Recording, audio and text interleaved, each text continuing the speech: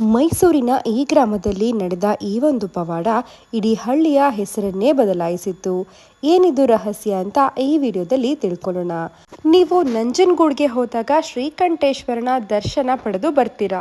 ಆದ್ರೆ ಅತ್ಯಂತ ಶಕ್ತಿಶಾಲಿ ಮತ್ತು ರೋಚಕ ಇತಿಹಾಸ ಇರುವಂತ ಈ ಸಿದ್ದೇಶ್ವರ ಸ್ವಾಮಿ ದೇವಾಲಯವನ್ನ ಮಿಸ್ ಮಾಡದೆ ಭೇಟಿ ನೀಡಲೇಬೇಕು. ಹೌದು, ಮೈಸೂರಿನ ನಂಜನಗೂಡು ತಾಲೂಕಿನ ಬದನವಾಳು ಎಂಬ ಪುಟ್ಟ ಗ್ರಾಮದಲ್ಲಿರುವ ಶ್ರೀ ಸಿದ್ದೇಶ್ವರ ಸ್ವಾಮಿ ದೇವಾಲಯಕ್ಕೆ ಬರೋಬ್ಬರಿ 1000 ವರ್ಷಗಳ ಇತಿಹಾಸ ಇದೆ.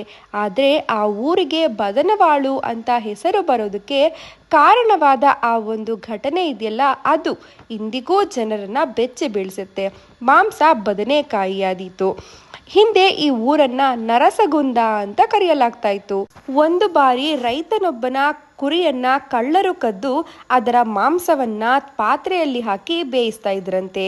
ಕಂಗಾಲಾದ ರೈತ ಸಿದ್ದೇಶ್ವರ ಸ್ವಾಮಿಯ ಮೊರೆ ಹೋಗಿ, ಸ್ವಾಮಿ, ಆ ಮಾಂಸದ ಮುದ್ದೆ ಬದನೆಕಾಯಿಯಾಗಲಿ ಅಂತ ಬೇಡ್ಕೊಂಡಂತೆ.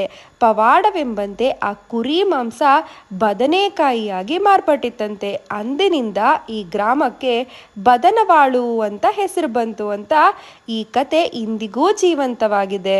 ಸಿದ್ದೇಶ್ವರನಿಗೆ ರಸಾಯನ ಅಂದ್ರೆ ಪಂಚಪ್ರಾಣ. ಈ ದೇವಾಲಯದಲ್ಲಿ ಸಿದ್ದೇಶ್ವರ ಸ್ವಾಮಿ, ಶಂಕರೇಶ್ವರ ಮತ್ತೆ ಅವರ ತಂಗಿ ದೇವಮ್ಮ ದೇವಿ ನೆಲೆಸಿದ್ದಾರೆ. ವಿಶೇಷ ಅಂದ್ರೆ ಇಲ್ಲಿ ದೇವರಿಗೆ ಯಾವುದೇ ಅದ್ಧೂರಿ ತಿಂಡಿಗಳಿಗಿಂತ ರಸಾಯನ ಎಂಬ ಸಿಹಿ ಪದಾರ್ಥ ಬಹಳನೇ ಪ್ರಿಯ. ಅದೇ ಇವರ ನೈವೇದ್ಯ ಕೂಡ.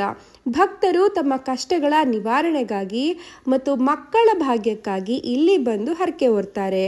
ಇಲ್ಲಿ ಹರಕೆ ಹೊತ್ತರೆ ಫಲಿಸೋದು ಗ್ಯಾರಂಟಿ ಅಂತ ನಂಬಿಕೆ ಇದೆ. ಸ್ವಾತಂತ್ರ್ಯ ಹೋರಾಟದ ಸಮಯದಲ್ಲಿ ಸ್ವಯಂ ರಾಷ್ಟ್ರಪಿತ ಗಾಂಧೀಜಿಯವರು ಕೂಡ ಈ ದೇವಾಲಯಕ್ಕೆ ಭೇಟಿ ನೀಡಿದ್ದು ಈ ಕ್ಷೇತ್ರದ ಐತಿಹಾಸಿಕ ಮಹತ್ವಕ್ಕೆ ಸಾಕ್ಷಿಯಾಗಿದೆ. ಭಾನುವಾರ ಬಂತಂದ್ರೆ ಇಲ್ಲಿ ಭಕ್ತ ಸಾಗರವೇ ಹರಿದು ಬರುತ್ತೆ.